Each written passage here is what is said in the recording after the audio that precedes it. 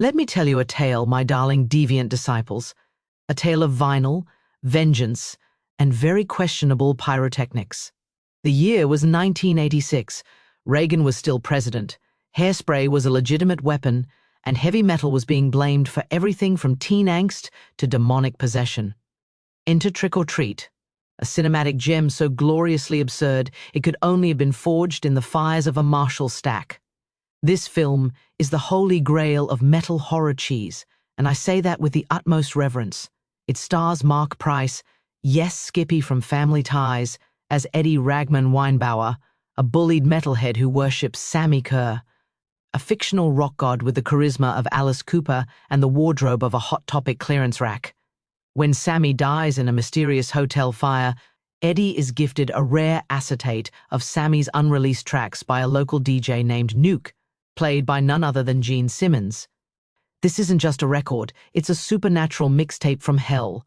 Play it backwards, because that's what we did in the 80s when we weren't busy summoning Beelzebub or microwaving Pop-Tarts, and Sammy's spirit starts whispering sweet nothings like, "Kill your enemies, and let's crash the Halloween dance." Subtle. The film's plot kicks into gear when Eddie receives a rare demo record from a local DJ, played by Gene Simmons of Kiss, only to discover that the record contains more than music. It's a conduit for Sammi Curr's vengeful spirit. The film is a love letter to 1980s heavy metal culture, complete with concert footage, occult symbolism, and a soundtrack by British band Fastway. It taps into the era's moral panic around metal music, especially the fear that it promoted Satanism and rebellion.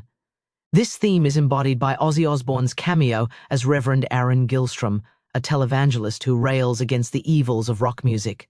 In a delicious twist of irony, Osbourne, then one of metal's most controversial figures, plays the very type of character who would have condemned him in real life.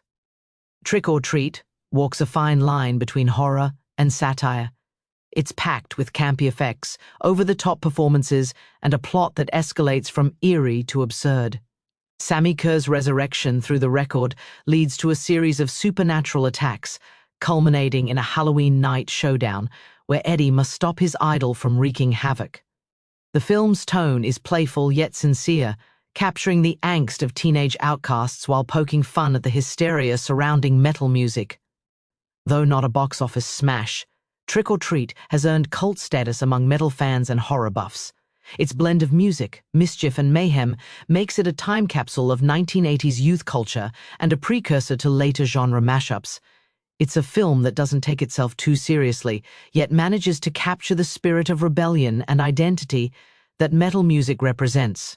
In short, Trick or Treat is a headbanging horror romp that celebrates and satirizes metal culture in equal measure, with Ozzy Osbourne playing against type and a soundtrack that shreds. It's a must-watch for fans of campy horror and vintage metal aesthetics. Sammi Curr comes back from the dead via electrical currents, starts frying school bullies with lightning bolts, and turns a high school dance into a mosh pit of doom. Eddie, our eyeliner-smeared hero, must stop his undead idol before he turns the town into a flaming pile of denim and regret. The effects are pure VHS-era magic. Sparks fly, amps explode, and Sammi Curr struts around like he's auditioning for Cats but got lost on the way to the cemetery. The soundtrack, courtesy of Fastway, slaps harder than your mom when she caught you drawing pentagrams on your Trapper Keeper. It's loud, it's proud, and it's the kind of music that makes you want to wear leather pants in July. But beneath the fog machines and face-melting solos, Trick or Treat is a surprisingly tender ode to outsider identity. Eddie isn't just a metalhead. He's a kid looking for connection, validation, and maybe a little revenge. The film captures that teenage feeling of being misunderstood, of finding solace in music that screams when you can't. And it does it with flaming guitars and undead rock stars, which is frankly the only acceptable way. So, my sweet sinners, if you haven't seen Trick or Treat, do yourself a favor, light a candle, crank the volume, and let the metal mistress guide you through this glorious mess of a movie. It's campy, it's chaotic, and it's a middle finger to every pearl-clutching PTA mom who thought Judas Priest was a gateway drug.